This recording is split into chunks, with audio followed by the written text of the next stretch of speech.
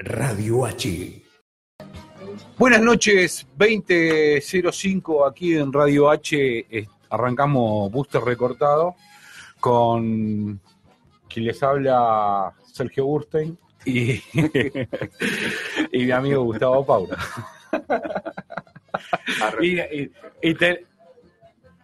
Sí, lo leí. Sí, totalmente serio. Recortado. Obviamente. Sí. Y estamos con una que no quiere ser nombrado, ¿no? Que está ahí oculto. Sí, con tenemos acá el hombre invisible. Sí. Que está de espalda. Una célula dormida. ¿Puedo decir tu nombre? Estamos con Brian. Y ahí nomás quedamos. Sí. No vamos a dar pistas. Es nuestro topo que se introduce en distintos ámbitos y bueno, nos trae la información fresquita. Lo más fresquito de hoy, aparte de Nisman, que ahora vamos a hablar, porque me parece que... Esto de decir fresquito, Nisman... Está fresquito. Fresquito, Nisman... Fresquito está lo de la CGT, porque, sí, ¿no? Porque lo descongelaron, ¿está fresquito? Claro, está fresquito todavía. El gobierno convocó a la CGT a una reunión esta tarde, dice, y ofrecerá flexibilizar el tope paritario para evitar un avance de la medida de fuerza. O sea, muchacho, el paro va para atrás, ¿no? ¿Parece? ¿Usted qué piensa, Agustín? Siempre va para atrás. Sí. Siempre por H o por B se va para atrás. Ahora esta flexibilización realmente representa o va a representar las necesidades a las cuales necesita la gente. Uh-huh. Allá lo tenemos al amigo directamente de Colombia con la pava para hacer el mate, extraordinario. Pero no, en serio. En los descontroles sin puesta en el aire está el señor Mariano Quiroga. En redes está Edison Colombian Girl, podemos decirle. Está, mirá, se trajo la pava para hacer las cosas acá. Qué chabón. No, pero te decía... No podemos mostrar... No, le voy a sacar una foto, porque voy a sacar una foto y la voy a subir, porque ya no. Son los hombres invisibles. Hoy tenemos 3 hombres invisibles. Pero vos me preguntabas, si yo digo, algún día, en algún momento, la CGT va a tomar medidas respecto de pensar en a quienes representan realmente, va a seguir teniendo vigencia eso de lo que me han dicho, pero muchísima gente. Dice, me da mucho miedo cuando empiezan el tema de las paritarias, porque tengo miedo que eso a mí me lleve a quedarme sin laburo. Uh-huh. Entonces, siempre pasa lo mismo. El gobierno se sube a esta moto, se aprovecha, sin ninguna duda, de que saben que lo que se les pide es que preserven los puestos de trabajo. Ahora, preservar los puestos de trabajo en este momento significa de que cada vez el empleado gana menos, que la inflación supera plenamente las paritarias. La pauta del 15% está muerta. Y el otro día, por ejemplo, fui a dar una serie de charlas por la zona del oeste de la provincia de Buenos Aires, segundo cordón sería. Y cuando vos hablabas de las tarifas y todo, te miraban y se reían. Entonces yo en un momento le pregunto, ¿pero por qué se ríen cuando hablo de las tarifas? Por sobre todas las cosas de la tarifa de la luz. Y me dice, pues nosotros lo solucionamos muy fácil. Dice, con esto de Cristina, nosotros nos pusimos, como sería, a derecho. Es decir, teníamos nuestros medidores, hicimos las cosas como había que hacer y pagábamos como correspondía. Uh-huh. Porque así como pudimos escriturar, pudimos blanquear, si se quiere, nuestra situación en la vivienda y en todo lo demás, nosotros nos pusimos como corresponde. Dice, y hoy para enfrentar el ajuste en las tarifas, tomamos las medidas que creemos necesarias. ¿Y cuáles son esas medidas? Agarramos los medidores y los tiramos a la mierda. Y nos volvimos a colgar. Entonces hoy el barrio vive todo colgado. Dice, si se pueden colgar en los country, como se ha descubierto. 57 mansiones. Claro, tantas veces. Bueno, nosotros agarramos los medidores y los tiramos a la mierda. Y el encargado de tomar la lectura de los medidores, bueno, a ver que nos toque timbre y nos diga algo. Porque luz tenemos, estamos colgados. Y no fueron muchos los que me lo decían. Y también se habló en el sentido de que si esto que está ocurriendo, es decir, no solamente la baja de salario, sino el hecho de quedarse sin trabajo, entonces hubo un ida y vuelta, en donde yo tuve que reconocer, y digo, miren, yo si me quedo sin laburo, no me ocurrió honestamente no me ocurrió porque casi toda mi vida trabajé en forma independiente. Siempre me las rebusqué de algún lado. Reconozco que fui cartonero de lujo. Es decir, porque yo en vez de juntar cartón, juntaba coleccionismo, alhajas, es decir, pedía una cosa, caminaba, se lo ofrecía al otro. Pero llegado el caso, uno tiene que llevar el pan para su casa. Y si cuando vos te quedás sin trabajo, lo primero que perdés es la dignidad. Es decir, sin ninguna duda, porque vos tenés que volver con la cabeza baja y enfrentar a tu casa, me imagino, y decir, me quedé sin laburo.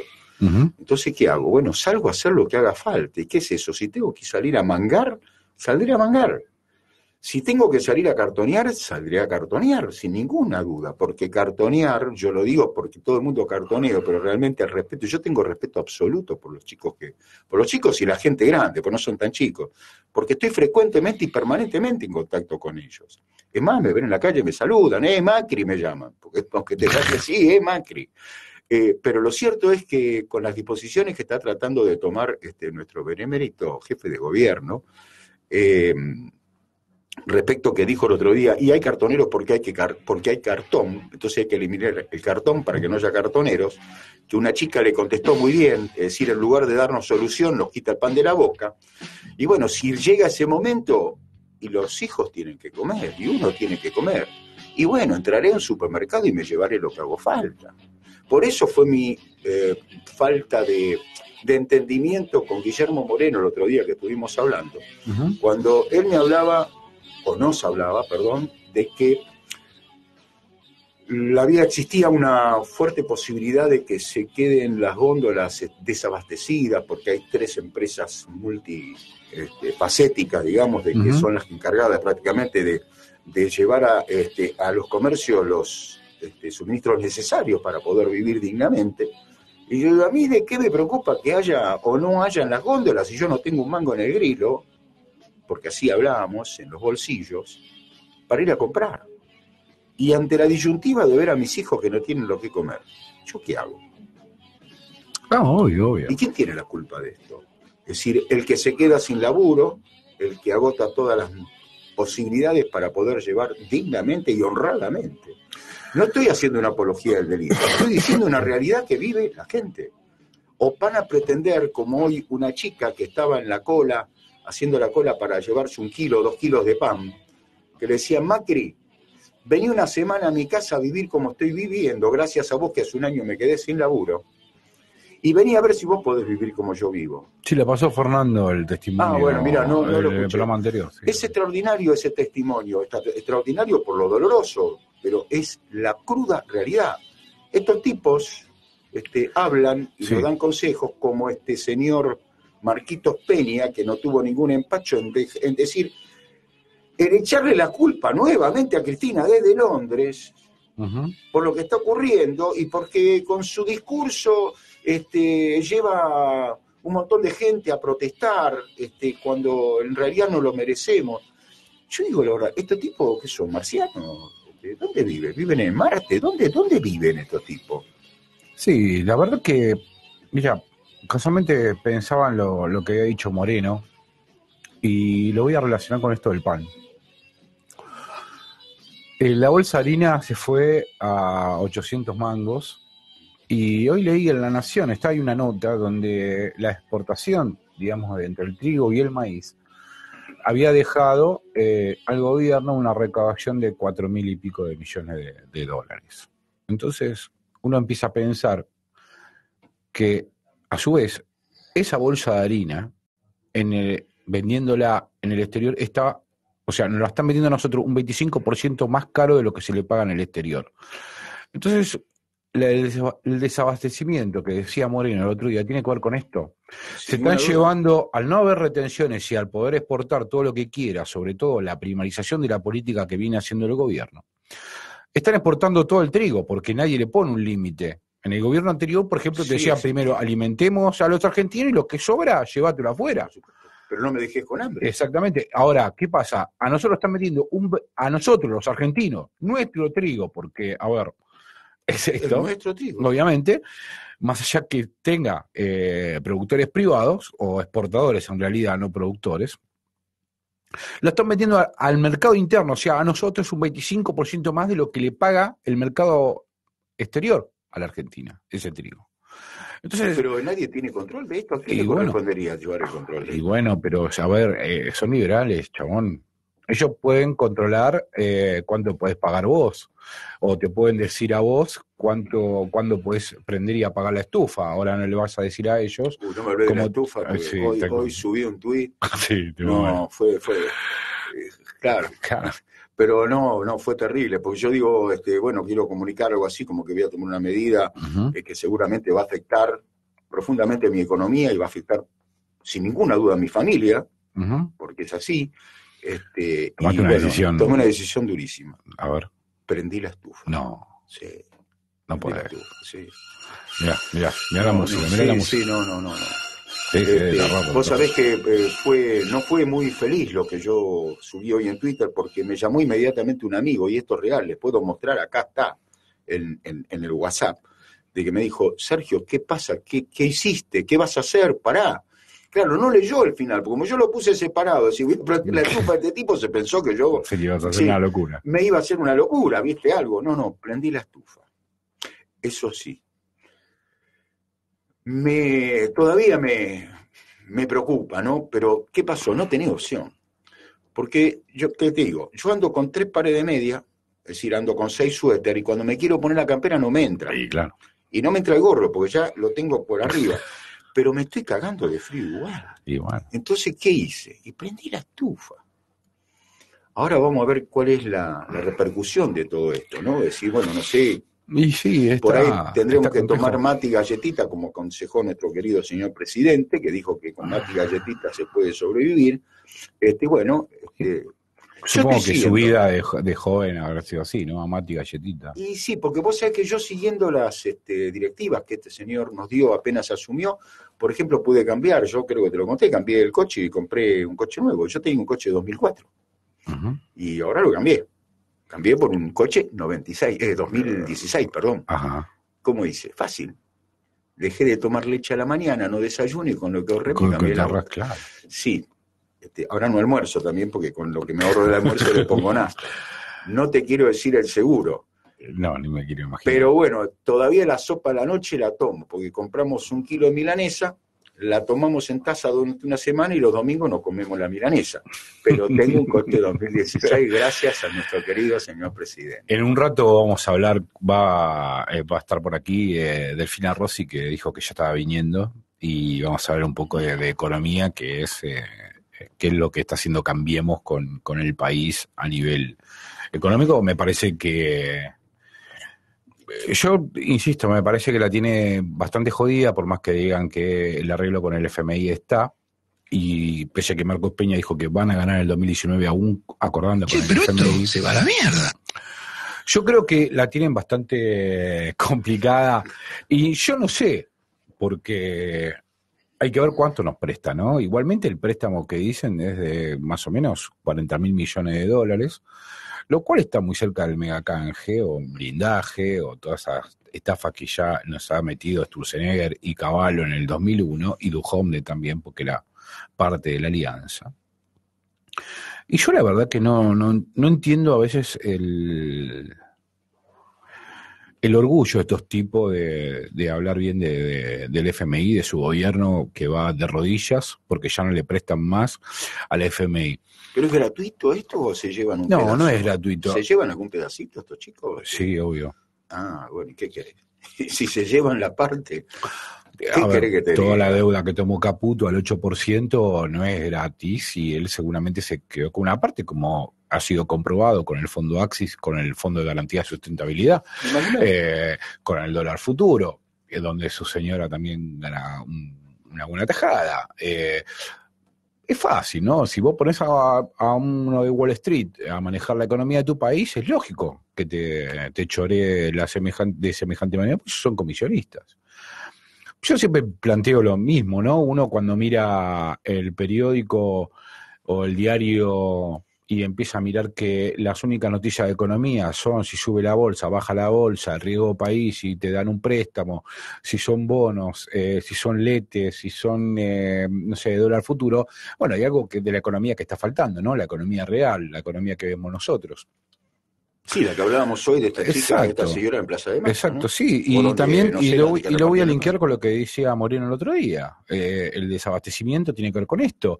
Cuando vos, los panaderos tienen que ofrecerte un pan a 90, el kilo de pan a 90 pesos, bueno, macho, ¿cuánto los pueden pagar? Bueno, vos empezás a ver en la panadería y dice, dame 15 pesos de pan, Bueno, 20 pesos perdón, de pan. vuelvo a esta señora que habló hoy. Dijo, me caminé 40 cuadras para ahorrarme 10 pesos y así poder comprar el pan que yo como. Mm. ¿Me entendés? Es decir, es otra medida que nos suministró y nos tiró nuestro señor presidente. Deja de viajar y con lo que te ahorras en el colectivo, Yo te creo, compras. sí, obvio. Esto es así. Pero yo Entonces, creo que hay un discurso, digamos, todo este discurso del ajuste, me parece que va a traer un montón de problemas. Yo estoy notando, y creo que muchos de los que transitamos, digamos, el Gran Buenos Aires y la capital, yo creo que hay un parate tremendo en la economía y me parece que esto va a traer muchos problemas, muchísimos problemas. Yo no sé cómo va a pasar. Te digo la verdad, estoy bastante asustado porque me parece que la conflictividad social va a ir en aumento y se empieza a ver muy seguido. Y este gobierno es muy heavy a la hora de o te extorsiona, o te aprieta, o te paga, o te balea, ¿no? por la espalda. Sí, Siempre y por la también espalda. te cuetea también de frente, como nos pasó a nosotros el 18 de diciembre, Sergio. Ah, sí, sin ninguna duda. ¿Entendés? Entonces, Sí. bueno, esto me parece que va a traer un montón Sí, te cuetea de frente contra gente totalmente desarmada. Sí. Es decir, estando a 2 metros, que te apuntan a la cabeza y no te apuntan a los pies. Sí, porque fuiste a apoyar, aclaremos que fuiste a apoyar a aquellos diputados y a aquellos representantes del pueblo que estaban en contra del choreo que le hicieron a los jubilados, porque esto también hay que decirlo. O sea, nosotros fuimos a apoyar a nuestros representantes que se iban a oponer al choreo de los 100.000 millones de pesos que le robó a Macri y sus secuaces a los jubilados. Y que hoy quieren, inclusive a raíz del Fondo Monetario Internacional, ahondar aún más el choreo de los jubilados. Sí, porque la moneda de cambio son los jubilados, como siempre. Sí, porque la seguridad social se lleva gran parte del presupuesto, digamos, nacional, por lo menos de los gastos del Estado, lo que se llama gastos, la mitad más o menos es jubilaciones. Entonces, como es la caja más grande, digamos, el ANSES tiene uno de los presupuestos más grandes de la Argentina. Sí, que por primera vez dio un déficit de 17 millones, claro. Gracias a este señor nombrado por el macrismo. Sí, Basavilbaso, ¿no? que está citado a indagatoria por Bonadío, ¿no? Por un faltante de 13.000 millones de dólares del Fondo de Garantía de Sustentabilidad. Claro. ¿Y qué pasó, che? Y bueno, parece que la yegua no se robó todo, ¿no? Me parece, qué sé yo.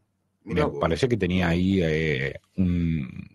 un capital que había hecho por las jubilaciones futuras de los jubilados que vendrán, y bueno, y esto, el tipo, de hecho, se quiebra el otro día en una reunión con el jefe de gabinete porque se puso a llorar, Basavilbaso. No, sí, porque encima el gobierno no le paga a los abogados a sus empleados. Por supuesto, cada uno se tiene que pagar los abogados que corresponde, igual que Peña, ahora en el viaje, que fue bastante austero, se hospedó en el hotel, la habitación más económica, 570 libras, me parece que sale, pero él tomó una de 4.750. Ah, jódeme. Claro, sí, porque es muy austero. Todo esto, la verdad que los ejemplos de este gobierno, mira, el otro día, yo te voy a sacar un poco de contexto de lo que estás hablando.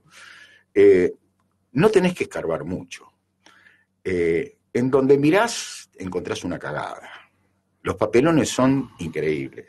El otro día, por ejemplo, cuando sale el dictamen, vos me decías Nisman, ¿no? Así congelado. Cuando sale el dictamen de la Cámara Federal, de Irurzun y Bruglia, esta Cámara Federal, a la cual cuando estuvo aquí Rusconi, nos hizo recordar, al cual le dije tengo muy presente, esta Cámara Federal, es decir, fue desmantelada por el macrismo, la Cámara Federal 1, recuerdo, que era la que convalidó y que procesó a Mauricio Macri antes de ser presidente, por el tema de las escuchas. Él hizo una ayuda a memoria y nos dijo, los 4 jueces que procesaron a Mauricio Macri fueron sacados de la justicia.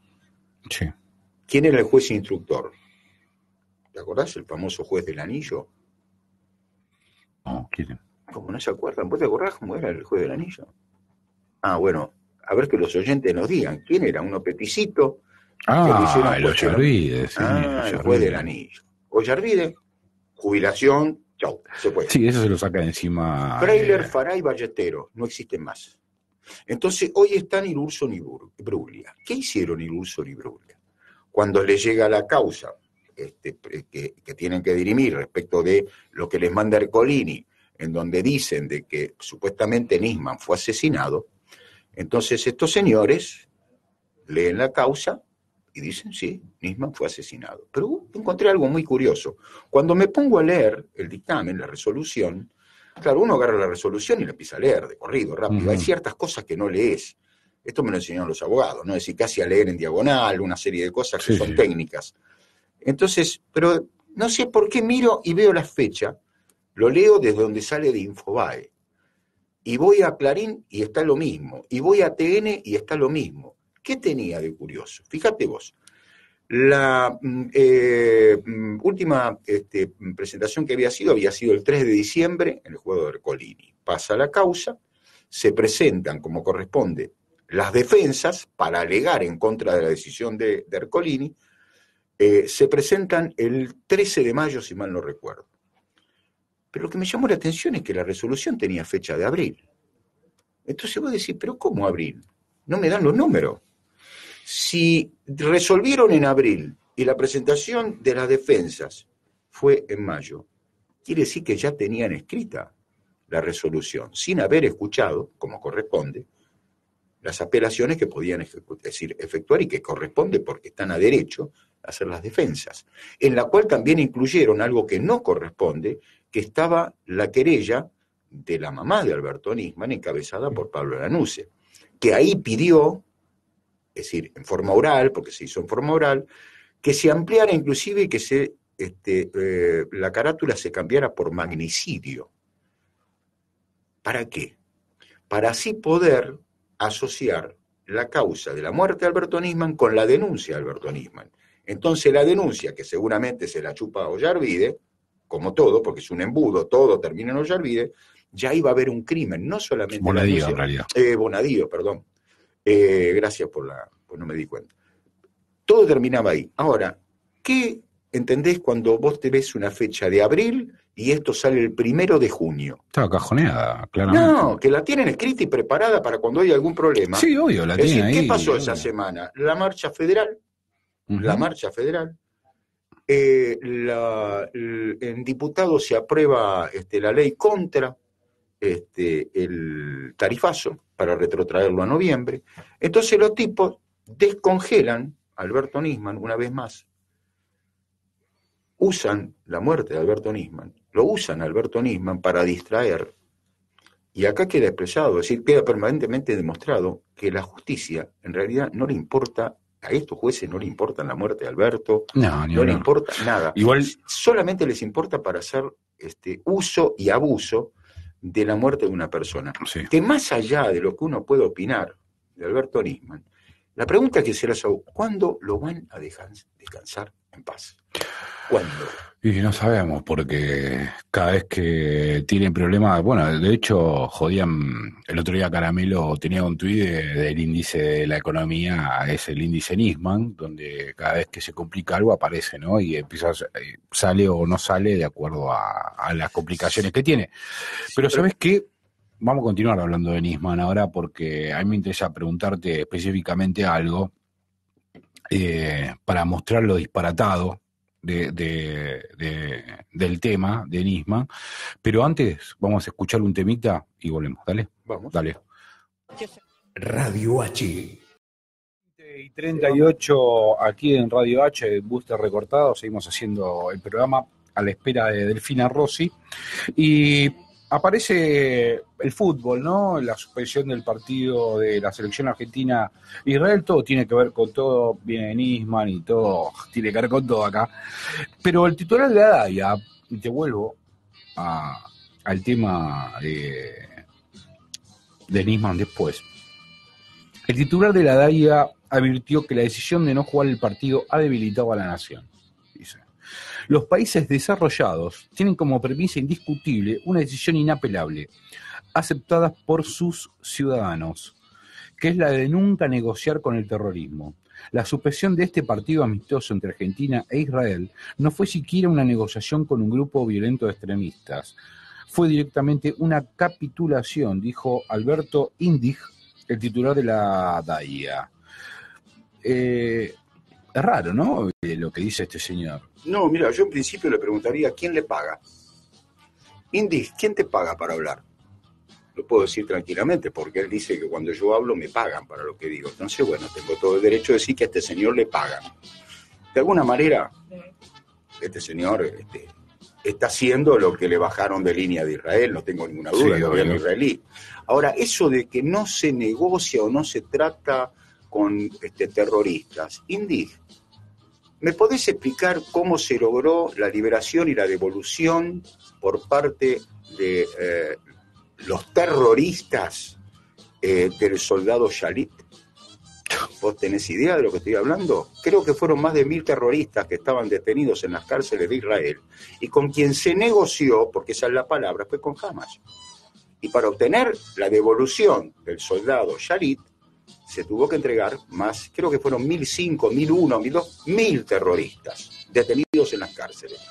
Y recuerdo estar en Estados Unidos en un búnker cuando Néstor Kirchner, en su último año de presentación en las Naciones Unidas, hace ese tan recordado discurso y que hace referencia al atentado a la AMIA, y que todas las embajadas era increíble como todo el mundo pedía la traducción porque fue conmovedor e impactante el discurso de Néstor.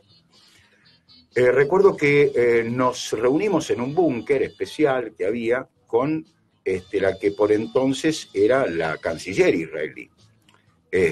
No me está saliendo el nombre, lamento mucho, pero ya me voy a acordar.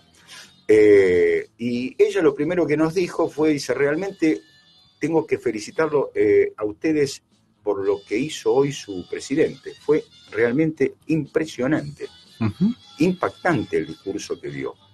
Y en esa reunión estaban los padres del soldado Shalit y estaban, creo que era la novia del otro soldado también secuestrado, Glassman, que finalmente falleció, fue muerto.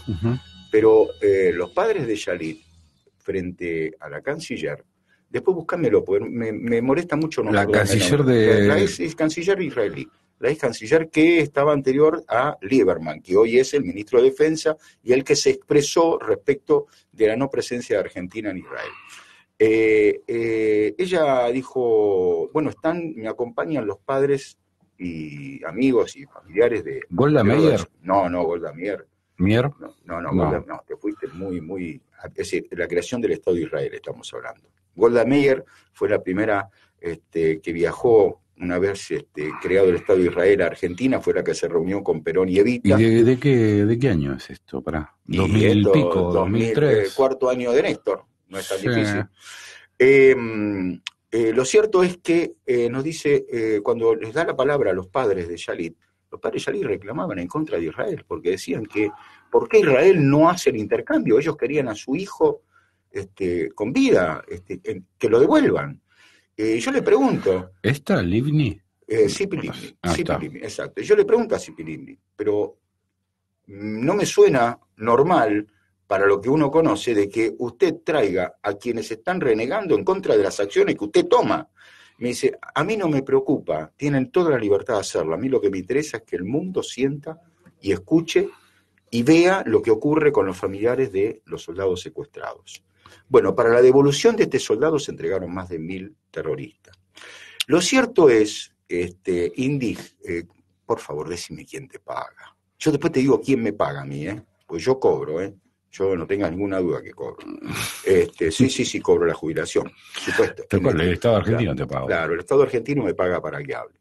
Pero vamos a esto. Ahora, vos sabés que hay una cosa curiosa. Si vos decís hoy, por ejemplo, hablás contra el sionismo, hablás, no sé, por ejemplo, haces una mención que sos antisionista. Si vos hablás en contra, ya sos antisemita. Sí.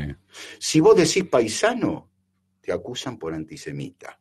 Si vos haces una opinión respecto a la Daya, sos un antisemita. Si vos osás decir algo, cualquier cuestionamiento o no estar de acuerdo con cualquier cuestión que se diga o surja del Estado de Israel, vos sos un antisemita. ¿Sabés qué me pasó hoy? Me di cuenta que soy antisemita, che. Estoy preocupadísimo. No, pero de verdad te lo digo. Yo creo porque que no podés decir nada que los tipos ya, viste, sos antisemita, sos traidor a tu sangre, pero que son perfectos. Yo no tengo derecho a estar en contra del gobierno o de qué manera se está manejando el gobierno de Israel. Yo no estoy en contra de Israel. Sí. Más te digo, déjame decir esto porque para mí es importante. Hoy no se jugó el partido, no se va a jugar el partido. Y ya está la Daya. Yo hoy subí un tuit que dije, en cualquier momento la Daya va a decir que son antisemitas. Lo va a acusar a Messi y compañía, decir antisemita, claro, que son cagones, porque ante el terrorismo. Lo dice, muchachos, tienen miedo. ¿esto era un partido o era una operación política? ¿Por qué no jugaron en Haifa? Son además tan primitivos. Sí, demasiado primitivos, sí. Pero ¿por qué no jugaron en Tel Aviv como se juega siempre? No hubiera habido ningún tipo de problema. ¿Qué problema existía? No, tenía que ser en Jerusalén. ¿Por qué? Porque este gobierno, sometido a todas las necesidades del gobierno israelí de Estados Unidos, usaba el seleccionado argentino para establecer y para asociarse en la instalación de la embajada de Estados Unidos en Jerusalén. Y trajo lo que trajo. Si yo le hago una pregunta, ¿no tienen derecho el equipo y el cuerpo técnico de tener miedo? ¿O no? Sí, ¿qué te parece? Y vos los vas a acusar porque tienen miedo. Y tienen miedo. Y tienen miedo, pero no culpa de los que se pusieron frente a la concentración con camisas, con camisetas pintadas con rojo, como si fuera sangre. ¿O no es verdad eso? ¿Y sí, por qué no pueden tener derecho y decir, miren, yo no tengo, me da mucho miedo? Yo tengo una persona muy cercana que en un momento se le ocurrió viajar a Israel, cuando era un momento de tensión brutal, que volaban los bombazos bastante asiduamente. Es decir, que había un problema. Y ese es mi hijo. Mi hijo menor, Brian, viajó en un momento muy difícil de Israel. Y él dijo, a mí no me da miedo. Otro hubiera dicho, no voy, como algunos compañeros de viaje que desistieron de viajar. Porque tienen derecho a tener miedo. Y no por eso son cobardes ni mucho menos, porque hay personas que ante una situación difícil van para adelante y otras van para atrás. Nadie tiene derecho a juzgarlos. Y a mí me parece correcto, porque no hubiera sido un partido normal, porque el equipo en la cancha, hay que estar en Israel, viejo. Yo tengo filmado cuando estaba yendo a las alturas de Golán cómo me venían los bombazos, y el que me lo discuta le muestro las filmaciones. No, más vale, hay que estar en ese lugar, ellos están acostumbrados. Sí, vos hoy entrevistaban a un chico argentino de Rosario y preguntaban, ¿pero vos tenés miedo? No, yo vivo con mis hijos y todo. Yo después de estar una semana larga en Israel, fui por 15 días, viajaba, me acuerdo que iba a Eilat, al sur de Israel, es decir, donde está el Mar Rojo, y en el colectivo que nosotros íbamos, era un viernes pasada las 6 de la tarde, entonces todos los soldados salían del ejército, iban todos con sus armas y lo más tranquilamente, y era normal, y yo ya me había acostumbrado que la gente ande armada en la calle. Pero esto no quiere decir que vos a mí me des todas las seguridades del caso, ¿me explico? Y que los muchachos tengan que viajar por una necesidad política, no deportiva. Sí, lo que trasciende después de todo este bardo es que en realidad era iba a ser utilizado políticamente y no era solamente un partido de fútbol. Y esto quedó demostrado con todos los que se enojaron porque no está yendo. Sí, y es más, te digo, esto no fue acordado en la llamada esa que le hace Macri cuando habla la última vez con Trump pidiéndole que lo apoyen el FMI? No sé, de hecho se desliza esa posibilidad también de que esto fue acordado, porque después de esa llamada aparece Trump metiendo la embajada ahí en Jerusalén. Pero pensás mal y no te equivocas. Pero lo cierto es que... Llegó nuestra invitada, no nos vamos a... Ya puede ir pasando, ¿no? Ya, sí, ahora la vamos a... Está jugando con su... Vamos a hacer una cosa, vamos a poner un tema cortito, mientras así pasa Delfina y nos vamos acomodando y vamos a entrar en una linda charla de economía, pero mirá vos, con alguien que sabe, no como nosotros. Está sentado con un antisemita. Radio H.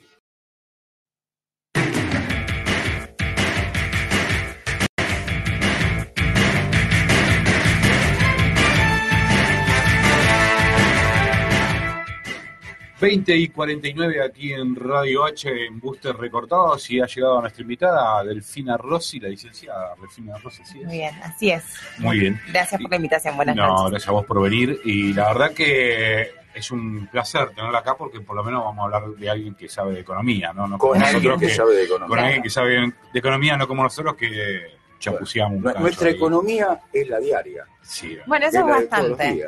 ¿No? Hay muchos economistas que intentan hacernos creer que la economía es la matemática, la economía que no se entiende, y en realidad, bueno, ahí justamente nosotros reivindicamos que la economía es una ciencia social y política concentrada, ¿no? Que en realidad estamos hablando de conflictos de intereses, de conflictos económicos, de sindicalismo, de lo que pasa, así que la gente en la calle sabe mucho más de economía que a veces los que gestionan grandes fondos financieros. Claro, sin ninguna duda, perdón, ¿no? Porque el otro día estábamos hablando y todos, ¿qué va a pasar 2019?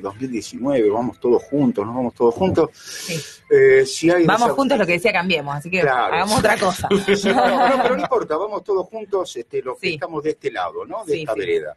Pero desabastecimiento y todo. Yo decía, pero a mí lo que me preocupa es mañana, es decir, ¿con qué compro? Si tengo mucho producto en góndola, no tengo mucho, pero si yo no tengo dinero para comprarlo, es decir, a mí, ¿qué es lo que me tengo que fijar si hay o no desabastecimiento? Y esta es la diaria. Yo lo llamo del ciudadano de a pie, el que vive todos los días y que tiene que empezar a hacer cuentas y dejar de hacer algunas cosas, amor, comer salteado, porque si no pagas el servicio te cortan.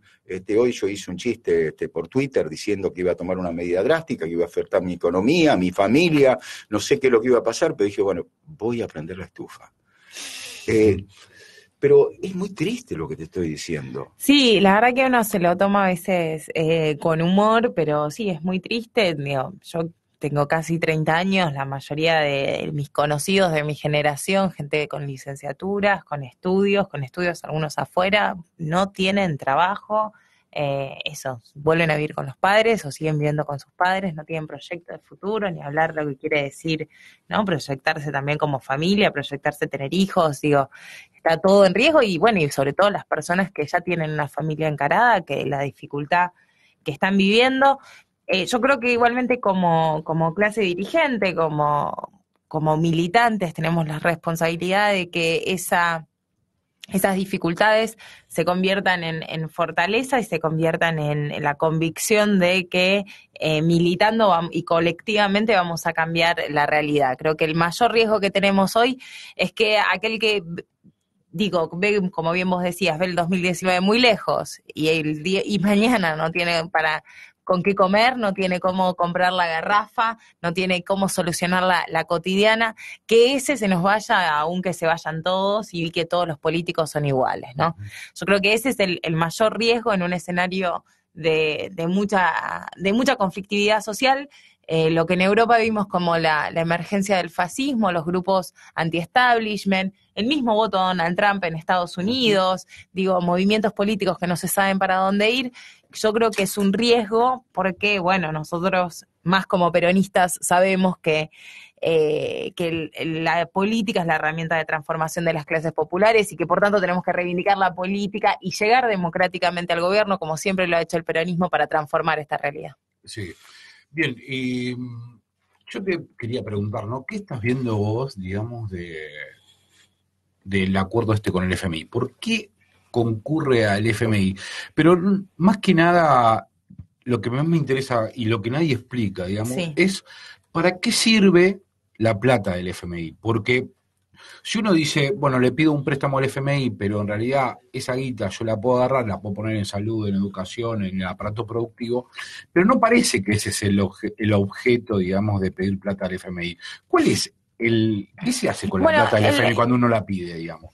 Caputo lo está diciendo bastante claro. El préstamo del fondo viene a garantizar también el repago de intereses de la deuda ya adquirida. Entonces hay una parte que va a financiar la reducción el déficit fiscal que existe y que se tiene que seguir financiando. Y hay otra parte que garantiza el resto de lo que no se llama el déficit primario, sino el pago de intereses de deuda en dólares, ¿no? Saben que uno de los últimos ajustes que anunció Duhovne era de 20.000 millones de pesos. Millones. Los intereses de deuda aumentaron debido exclusivamente a la devaluación. Ya no estamos hablando de nuevos intereses por parte del FMI, aumentaron en 29.000 millones. Entonces, por eso después sumó, dice, bueno, tenemos que reducir 10.000 más, porque la negociación con el fondo tiene que ver con qué pasa, con cómo se paga esa plata, con un agregado más, que es que el fondo le está diciendo que el BCRA, que el Banco Central de la República Argentina, deje de financiar también el déficit. Esto quiere decir la fiesta de las LEVAX, que es deuda interna a corto plazo, que con la que el Estado conseguía financiarse, debe terminar, ¿no? Que en algún punto vos decís, bueno, por lo menos termina el círculo financiero, etcétera, pero lo están sacando casi completamente al Banco Central de su intervención en los mercados. Ahora la idea es que sea directamente el Banco Nación el que intervenga también en el mercado del dólar, cosa que yo creo que lo puede exponer en un gran riesgo sistémico a todo el banco, a todo el sistema bancario, perdón, y al BNA no sabemos después. ¿Qué quiere decir? Que lo van a mandar a comprar dólares, hacen que el BNA se quede sin dólares y después me dicen que lo tienen que privatizar al banco. Sí, ya la vivimos esta historia, ¿no? Sí, obvio. Digamos, no es muy diferente a los 90. Hoy hablas del Banco Nación y hoy circularon imágenes, no sé si estás anoticiada, respecto de que había marines en el Banco Nación. Es decir, se veía marines con granaderos y saliendo del Banco Nación marines, que nos fijamos bien, son marines porque tienen la bandera de Estados Unidos, con los apliques, todo. Y hoy se preguntaban varios periodistas, todo, ¿no? Es decir, se hizo todo un revuelo. ¿Qué hacen los marines en el Banco Nación? Digo, fueron a comprar LEVAX. No era una joda, ¿no? No, te lo puedo mostrar, mirá. No, sí, creo que la... digo, ¿qué tenían que hacer? Es decir, en realidad la pregunta era, no en el Banco Nación, ¿qué tienen que hacer los marines en Argentina? ¿No? Más allá de garantizar en Vaca Muerta, es decir, una serie humanitaria. ¿Qué tienen que hacer? Cambiemos en Argentina. Claro, bueno. Ese es el tema. Claro, bueno. Pero no lo digo porque tuviste el Banco Nación, es decir, un corto tiempo, quizás y todo, pero alguien te ves conocer o alguien te vea, digo, che, ¿es verdad esto? Por eso mi pregunta es, ¿tenés alguna...? No tengo la información, no lo he chequeado todavía, pero bueno, en todo caso... me parece que se vieron concentrados en el Banco Nación, deben estar por cobrar, no sé, me imagino, pero digo... Buenísimo, genial. Sí, le pagamos a los marines por eso vamos al FMI. Aunque a mí lo que me preocupa es un poco lo que dice Delfina, que la idea de privatizar el Banco Nación no es nueva. No es nueva. No es nueva, viene ya en los 90. Y ya lo están haciendo con el Banco Provincia. Sí, el tema que yo veo, ¿no? Sí. Es que vamos camino a una dolarización de la economía. Te pregunto. La verdad que no. A ver, ¿cómo lo pongo? Hay partes de nuestra economía que ya están dolarizadas y es verdad que con la dolarización de las tarifas eso se traslada automáticamente a casi cualquier producción nacional y a cualquier precio, claro. Los alimentos y las tarifas, ¿no? Dos precios. Los alimentos prácticamente siempre estuvieron dolarizados. Tu mecanismo de válvula de control eran las retenciones un poco, claro, ¿no? Lo que te permitía regularle. De hecho, la idea de las retenciones móviles era decir, bueno, protejamos al mercado interno de los vaivenes del mundo. Más o menos. Digo, después podemos discutir en detalle la letra chica, ¿no? Pero en todo caso, sí, dado que tu estructura exportadora es principalmente alimentos y tenés el agro, todo el campo argentino dependiente de eso, tenías ya los alimentos dolarizados, ¿no?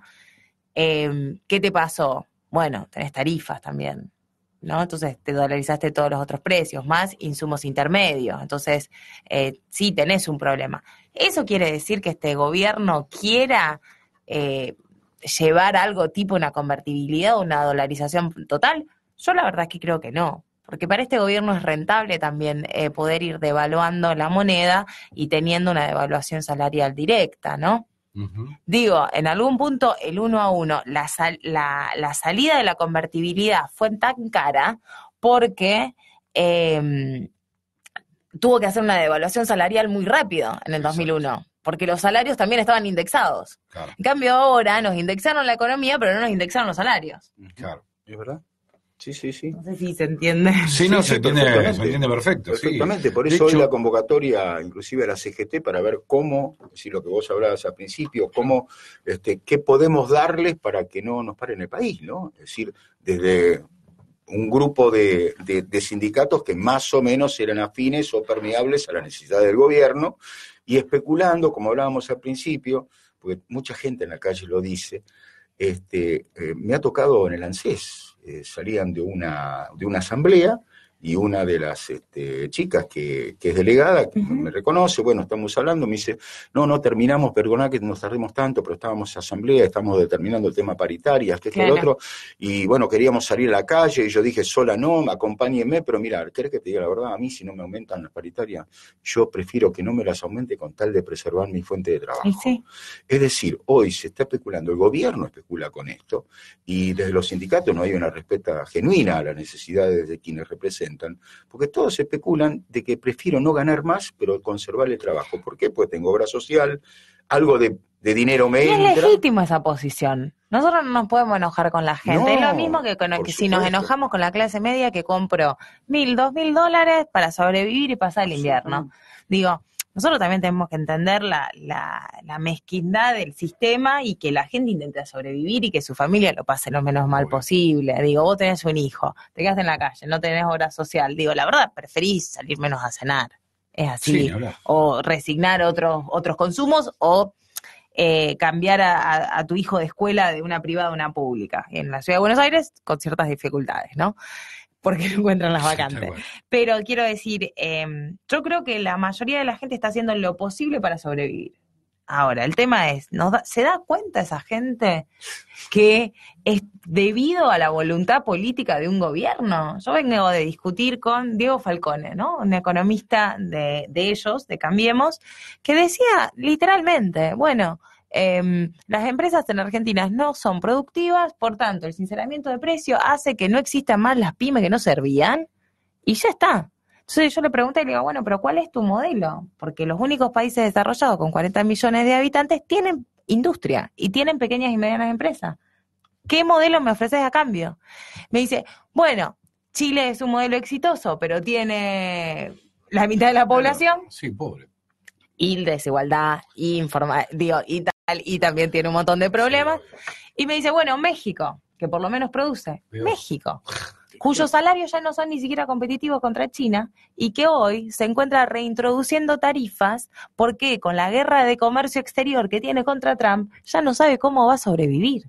Entonces, ellos mismos no tienen una respuesta sincera ni hacia dónde quieren llegar a la Argentina, ni siquiera para decirte, sí, quiero competir con India y quiero que mis salarios sean los de la India.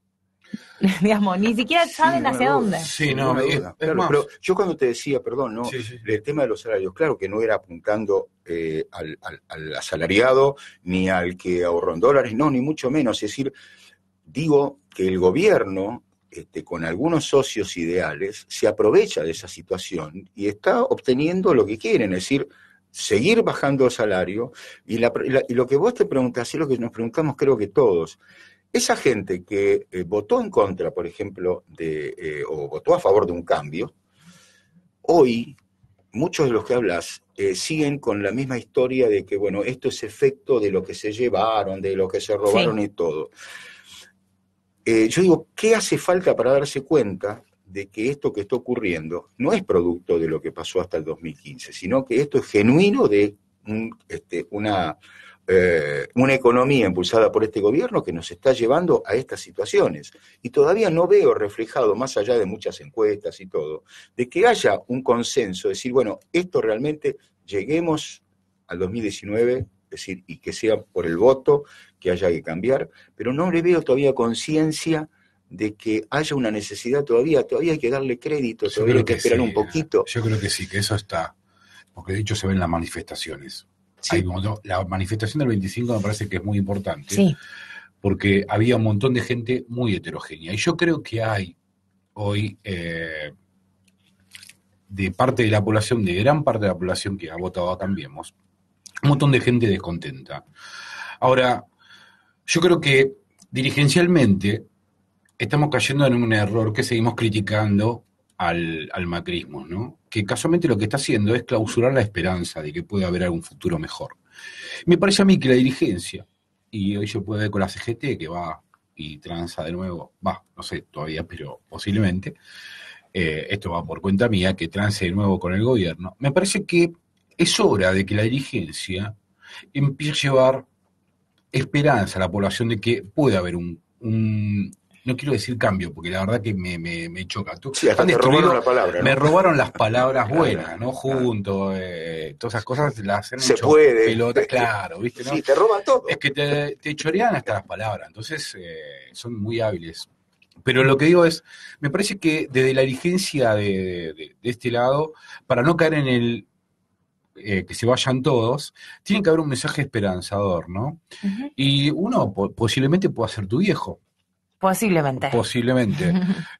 Bueno, obviamente. Me parece que en el rol de Me jefe... parece que hay que ir con un discurso ya no crítico, o sea, sí crítico, digamos, porque tu viejo es parte del Congreso, digamos, pero quizás con un discurso más esperanzador, ¿no? De lo que hay que modificar de lo que está haciendo Cambiemos, ¿no? Yo, revisión de la deuda, no sé qué pensás vos.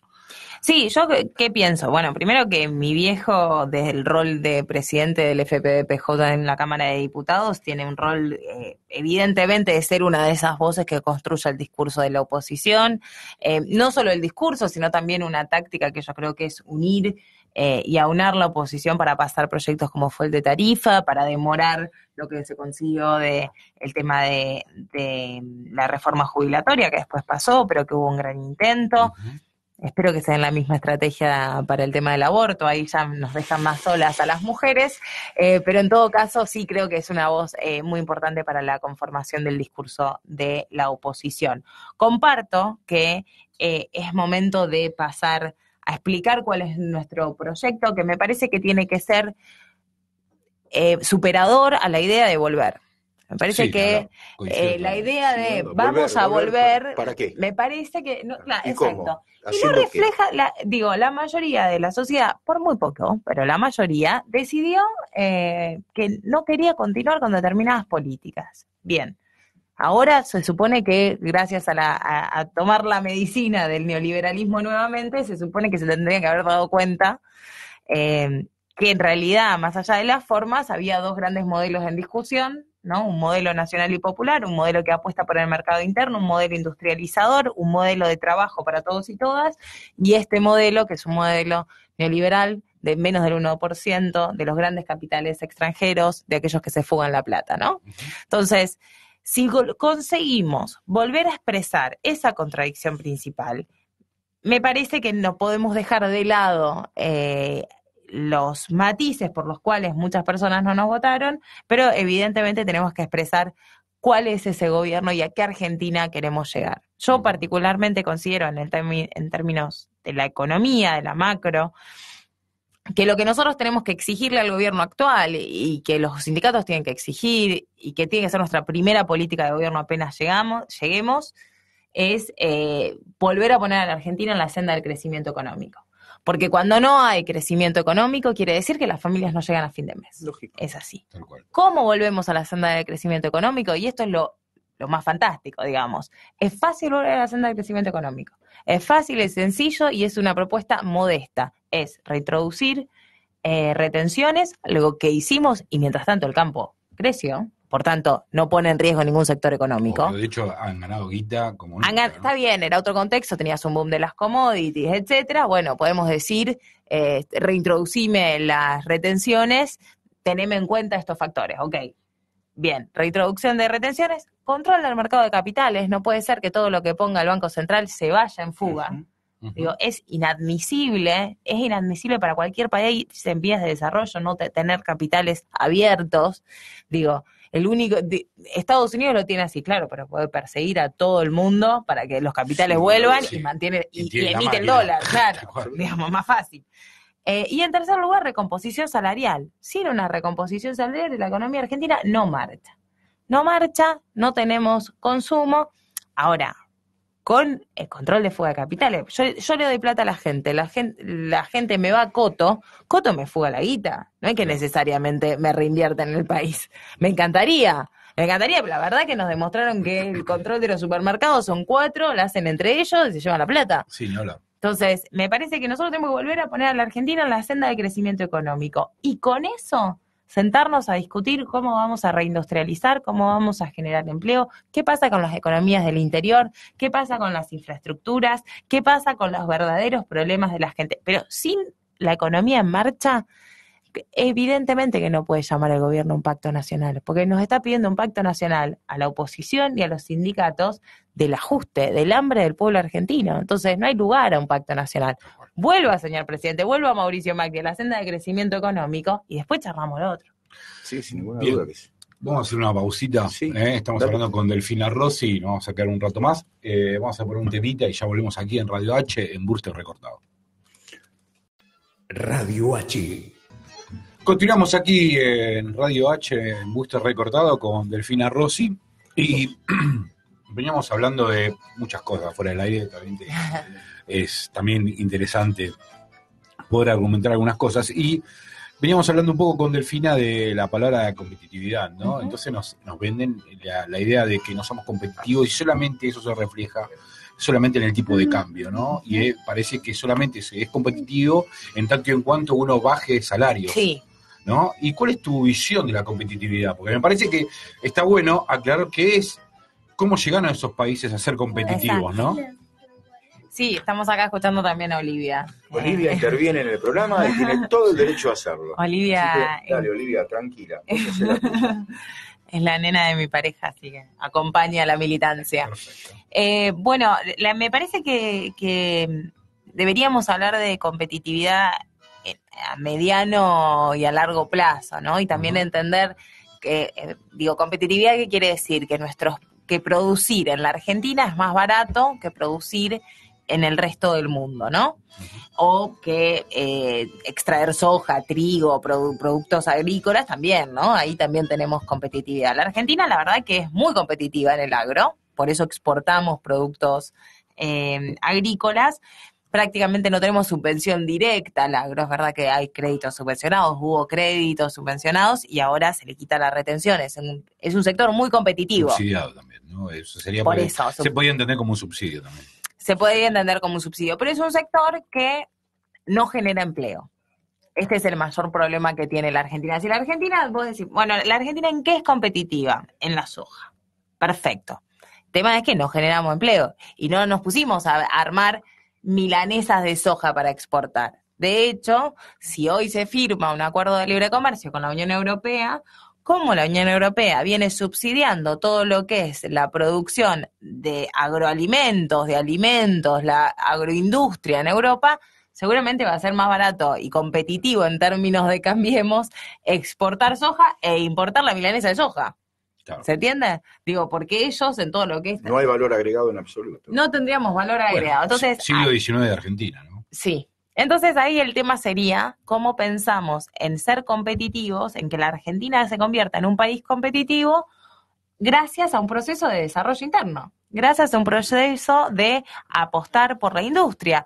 Y la verdad que si uno piensa en los países de desarrollo tardío, si uno piensa en Japón, si uno piensa en Corea del Sur me estoy refiriendo, mismo China, con un modelo distinto, un modelo político distinto, son países que consiguen desarrollarse gracias a la decisión política y el proteccionismo del Estado en un primer momento, que les permite ganar escala y competitividad con ciertos mecanismos de transferencia de tecnologías con el mundo para poder insertarse en lo que se llaman las cadenas globales de valor, ¿no? Uh-huh. Esto es un proceso que nosotros deberíamos también pensarlo a nivel regional. Digo, la Argentina no va a ser competitiva si Brasil no es competitivo, por ejemplo, en no sé, digamos, autos, ¿no? Porque si le vendemos autopartes a Brasil, y Brasil tiene que ser competitivo para competir contra, no sé, Alemania, con la producción de autos y autopartes de Alemania, o de Japón, bueno, la verdad que nos tendríamos que dar una política interna, una política hacia adentro del Mercosur y de América del Sur, de cómo agregamos valor en toda la región para tener la suficiente escala, del mercado interno que nos permita ser competitivos después con el resto del mundo. Pero repito, este proceso de desarrollo que yo estoy planteando solo es posible con una decisión política de apoyar determinadas industrias, de subvencionarlas, no darles subsidios como algo negativo, sino de ser claros en que eso es lo que le va a permitir al país ser rico y generar empleo y riqueza en un futuro. Si la verdad, si no hay riqueza, esto es lo que dicen los ricos, ¿no? Bueno, si no hay riqueza no se puede repartir la torta, pero por otro lado, digo, repartiendo la torta, que ahora está en manos de unos pocos sectores, es que vamos a conseguir la riqueza. Bien.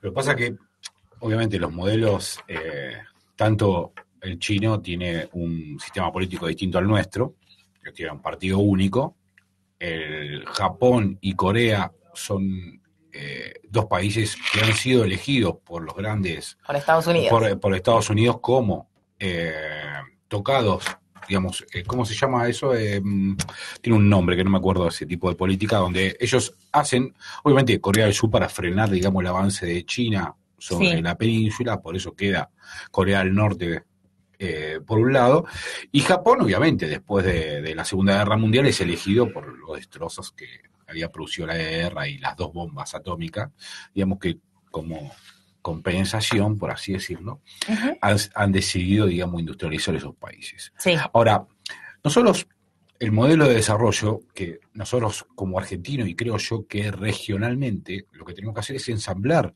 como región nuestras industrias. Exacto. Porque si no... Eso es lo que me refería con dar escala. Si nosotros, sí, por eso por ahí queda no explicado por el hecho que se entiende internamente, ¿no? Sí. Pero trato de explicar y de hacernos, de entender, hacer entender, digamos, a la mayor cantidad de gente posible de qué se trata de lo que estamos hablando, porque la economía no es difícil de entender. Si nosotros no nos hacemos escala con Brasil, con que yo en este momento, bueno, Venezuela no es, pero en un momento estuvo la idea con la parte energética, digamos.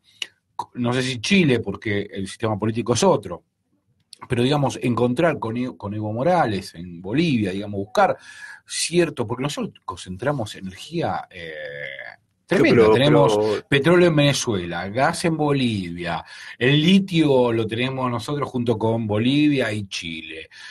Bueno, sobre el litio hay una parte muy interesante también para abordar, principalmente porque ahora que hablamos, por ejemplo, de tarifazos, y hablábamos antes, ¿no? En realidad habría que rediscutir también la matriz energética y por qué tenemos nuevamente un déficit energético, ¿no? Y ahí hay un camino que yo creo que mismo se ha abordado poco en los años kirchneristas, que es el tema de la energía renovable. Y excluyo explícitamente a la nuclear, ¿no? Entonces, la verdad es que la Argentina tiene la ventaja de, al tener litio y poder producir, y tenemos el know-how, ¿no? Sabemos cómo producir baterías de litio, podemos almacenar la energía renovable, la solar, la eólica, la mareo, ¿cómo se dice? Sí, bueno. La del mar, se hace con la marea, que se hace con las mareas del mar, etcétera.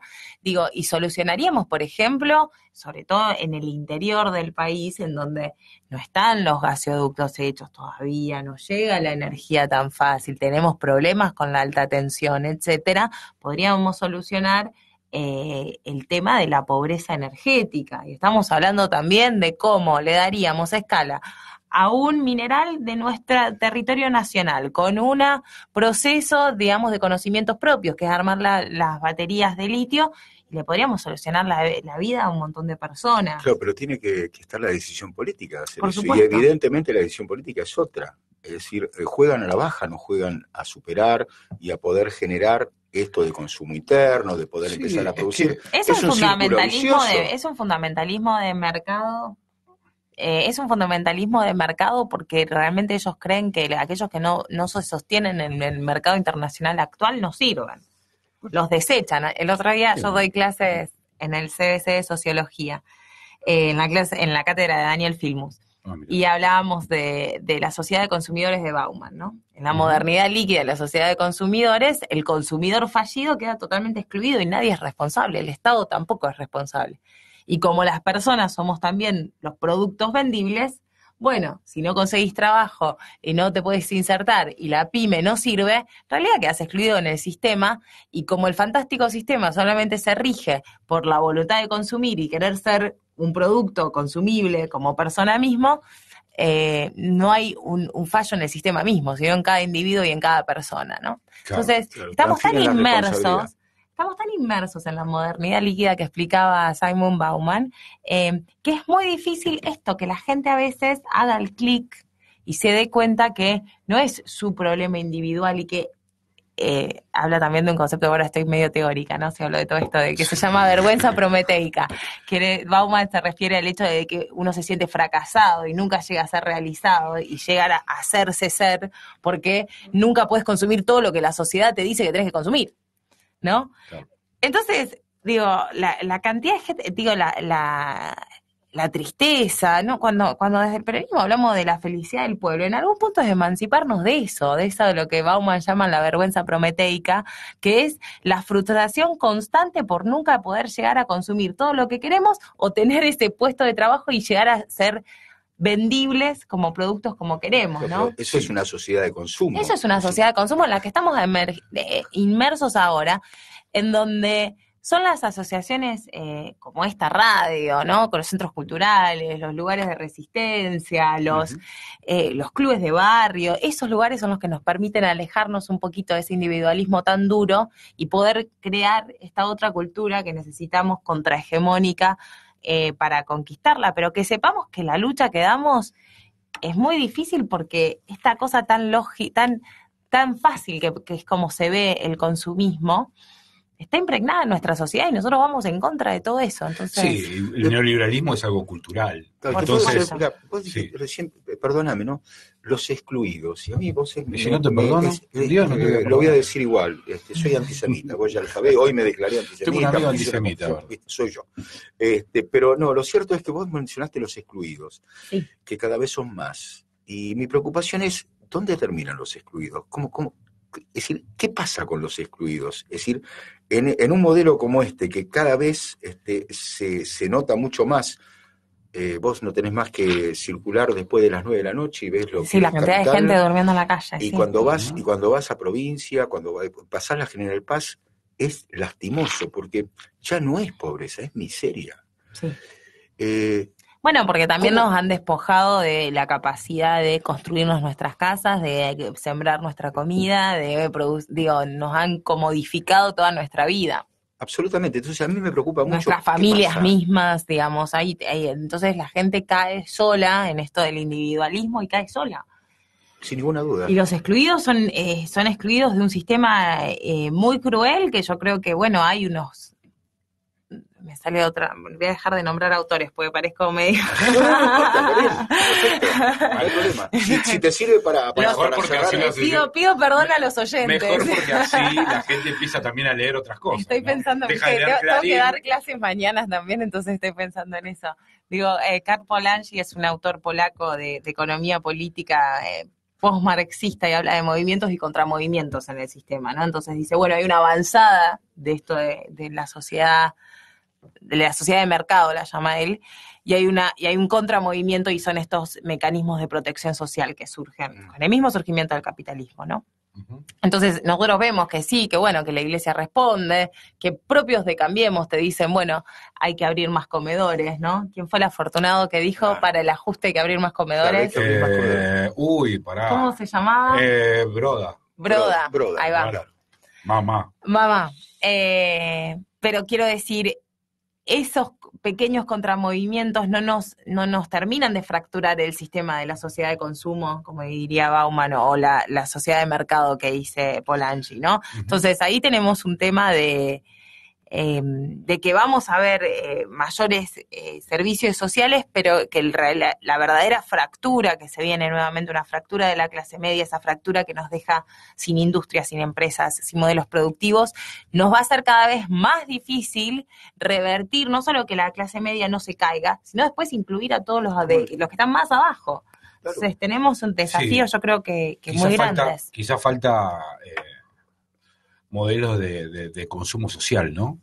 Me parece a mí como que ahí debe haber algo, tendría que buscar otro tipo de pauta, digamos, porque vos mirás la televisión y es todo muy individualista, ¿no? La publicidad. Sí. Y me parece que el Estado, al dejar todo, incluso los medios de comunicación, porque esto también es un tema, nos han quitado también las pautas de consumo social, ¿no? De una fiesta patria, una convocatoria, algo, a una fiesta cualquiera, el 25 de mayo. Sí, el ocio también se ha privatizado. Exactamente, entonces desde ese lugar, por ejemplo, uno miraba, yo toco como un punto de inflexión la marcha del otro día, el 25 de mayo, era un clima festivo. Sí.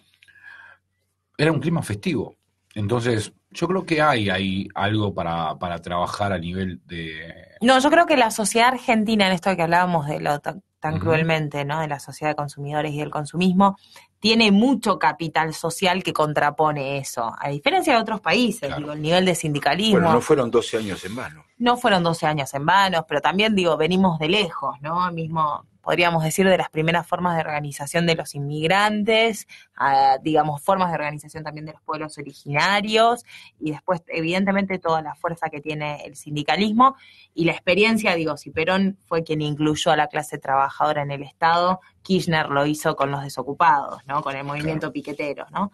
El tema es ahora, en los 90 los desocupados crecen porque son empleos informales, ¿no? Aparece el Estado en un 40% de informalidad laboral después de la destrucción de empleos formales durante la dictadura y durante los 90, ¿no? El tema es que hoy vamos a estar viendo esta fractura de la clase media entre los asalariados formales. Claro. Gente que que vos dabas el ejemplo antes, no recuerdo si al aire o no, de una trabajadora del ANSES o de AFIP. Claro, sí, fue al aire. Fue al aire. Sí. Del ANSES o la AFIP estamos hablando de una trabajadora formal que cobra todos los meses, que seguramente salud, ¿no? Sí. Pero que sin embargo no va a llegar a fin de mes.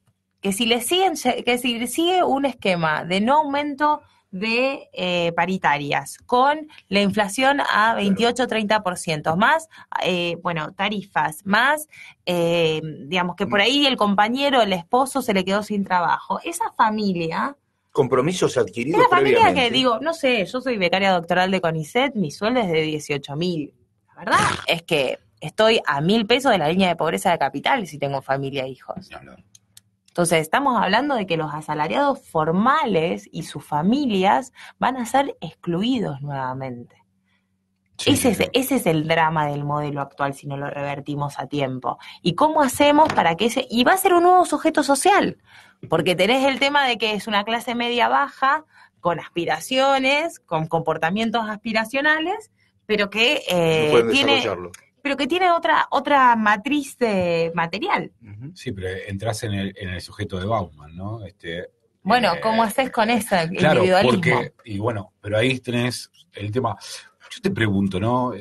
Quizás uno, escuchando lo que las opiniones que tenemos acá, hablamos mucho de la clase media, y te consulto, por ahí, no sé si estás de acuerdo conmigo, nos faltó un programa a la clase media. Porque este programa, el tema de la clase media aspiracional, es paradójico. ¿Por qué? Porque la clase media aspiracional solamente parece que se explica por los consumos actuales, el ahorro en dólares y los viajes al exterior, ¿no? Uh-huh. Parecieran que esas son dos, digamos, donde empieza a quebrarse, digamos, el modelo del kirchnerismo, ¿no? O sea, no le dejan comprar dólares, que era el latillo. Y por otro lado, la gente que no me deja comprar dólares porque quiero viajar y porque estoy ganando bien, ¿o no? Y puedo viajar al exterior y no puedo, ¿no? Porque obviamente los dólares los quería comprar al negro. ¿Yo qué creo? Uno que lo que voy del programa de clase media, eso. Sí. si tendríamos que tener... Sí, yo te respondo concretamente. Hace 1 año y medio, más o menos, creamos en Buenos Aires un espacio que se llama Buenos Aires 3D, Buenos Aires por el Desarrollo, la Diversidad y la Democracia, que tiene como objetivo saber y aprender a hablar con la clase media de la ciudad de Buenos Aires para poder transformar la ciudad, sabiendo que hoy, que no solo de la Rúa y Macri llegan a la presidencia desde la ciudad de Buenos Aires, sino que hay gobiernos progresistas que están en disputas de la presidencia de Colombia y de México. Estoy hablando de Gustavo Petro y de López Obrador, que vienen de experiencias municipalistas y de las capitales. Nosotros tenemos un proyecto político que disputa la ciudad de Buenos Aires y que deja de decir, bueno, todos los porteños son gorilas y no entienden nada, para asumir también las responsabilidades y apostar por una ciudad de Buenos Aires progresista, distinto, diversa, inclusiva, democrática y que apalanque el proyecto nacional y popular a partir de aprender a hablar con la clase media urbana, las clases de ingresos medios urbanos. Creo que sí, que hay una falencia. Creo que también, bueno, es un poco, parece que chocamos con el frente externo, ¿no? Cuando caemos con la clase media, porque justamente, ¿por qué digo esto de chocar con el frente externo, no? A veces en la economía, ¿qué pasa? Cuando crece la economía argentina tenemos más necesidad de importar.